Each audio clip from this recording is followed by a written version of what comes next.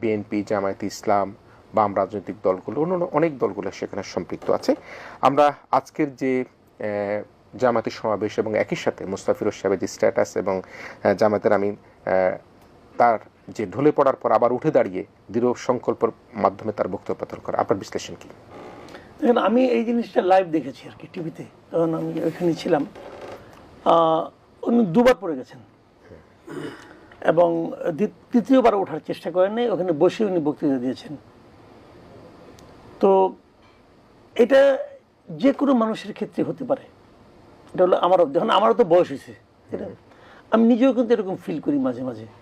হঠাৎ করে মাথা ঘুরে যায়, কিছু একটা ধরে দাঁড়ানোর চেষ্টা করি এবং তারপরে একটু পরে আবার ঠিকও হয়ে যায়। তো এটা সম্ভব। মুস্তাফিজুর সাহেব আছেন, উনি তো আমার দীর্ঘদিনের কলিগ। ওনার বাস্তব জীবনের একাধিক যখন ঘটনা ঘটেছে, উনি বাথরুমে পড়ে গেছেন, সেন্সলেস হয়ে গেছেন। এখন এটা উনি বলবেন নিশ্চয়ই, যে এরকম ঘটনা কিন্তু এটা একটা মানবিক একটা ঘটনা।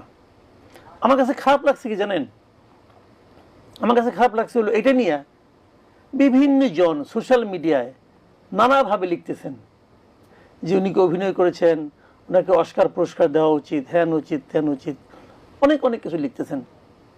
আমি তাদের রুচি নিয়ে আসতে প্রশ্ন করি, এটা ঠিক না। যদি উনি অভিনয় করে থাকেন, আমি হাইপোথেটিক্যালি অথবা তর্কের ক্ষেত্রে ধরলাম অভিনয় করেছেন, উনি প্রমাণ করতে পারবেন? তারা প্রমাণ তো করতে পারবেন না। তারা তো আইডিয়ার উপরে কথা বলতেছেন। তো উনি খালি একটা দলের প্রধান, সেটা বাদ দিলাম, উনি তো একটা সিনিয়র সিটিজেন। যারা লিখতেছেন তাদের বাবা, চাচা, দাদার মতো।